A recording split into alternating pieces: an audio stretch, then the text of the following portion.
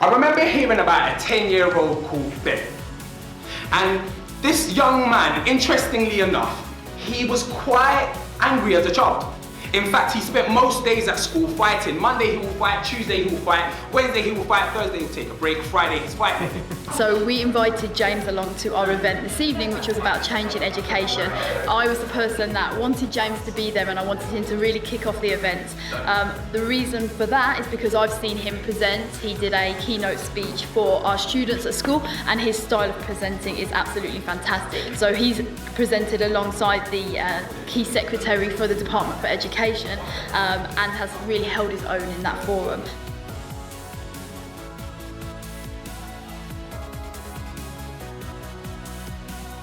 And his mum was actually quite concerned, his mum was quite worried. And she had a very interesting job actually, quite an arduous job. She was a cleaner. And oftentimes she will clean offices during the day and she will clean homes during the evening. And on one particular evening, she recognizes that she's got a new client, but there was something quite distinctively different about this client's home. See, the first thing that really struck her was that this home was a lot larger in size than the homes that she would usually clean. And as she goes into this particular home, she's there and she's cleaning this home. She goes into a particular room. And as she goes into this room, she's startled by what she sees, because what she sees is a room filled with books. She had the lovely task of cleaning the spines of the books and the shelves that were holding these books.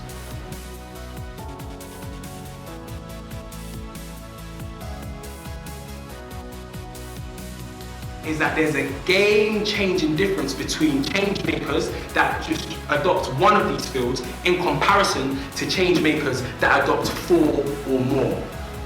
James's session today, what I really loved is he captured everybody straight away and he went into lyrical storytelling and he told an amazing story that just kind of captured everyone in the room. I loved just the sound of it, the rhythm, the story, it was just amazing.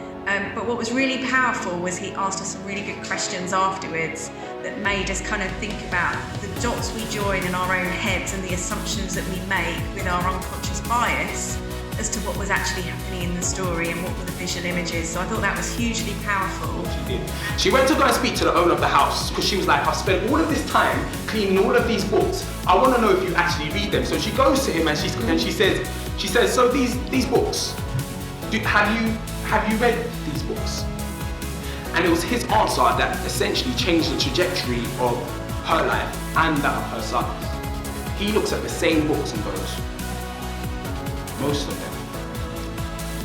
She goes home, and as she gets home, she opens the door. She sees Ben and Ben's brother on the couch, and they're just doing what 10-year-olds would be doing. They're there watching TV, they're laughing, they're eating, but his mum gets the remote, turns off the television and says, from now on, imagine it, go back to your 10-year-old self.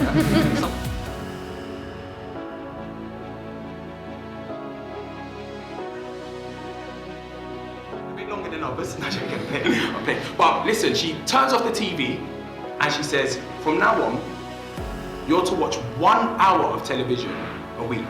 You're to read a book each week, write a report on the same book each week and hand it in to me. As you can imagine, I know I would have been similar, Ben thought his whole world was dissolving, like he was literally, but his mum did not budge. And something happens actually when we play a significant role in the lives of children and young people, when we bring high challenge and high support. See, over some time, Ben started to shift. And this is what happened actually. He started to develop an interest in meteorology. And what was really interesting is that he actually started to read and hand in these reports to his mum.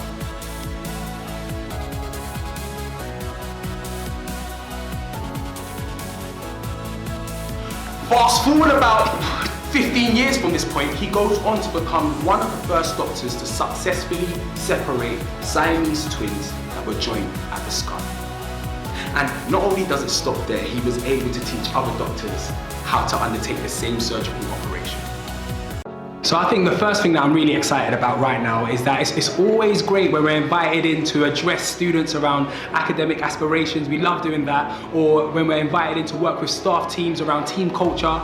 So that's been really, really exciting. But I think the key thing for us, the main thing that we're really passionate about really is about actually equipping students and equipping staff teams with really practical and tangible tools that contributes to sustainable impact. So that's what we're really about. And we work really hard on our content and our concepts so that when we leave, I guess the value of our work doesn't leave with us, but it's actually sustainable for the schools that we work with on a holistic approach.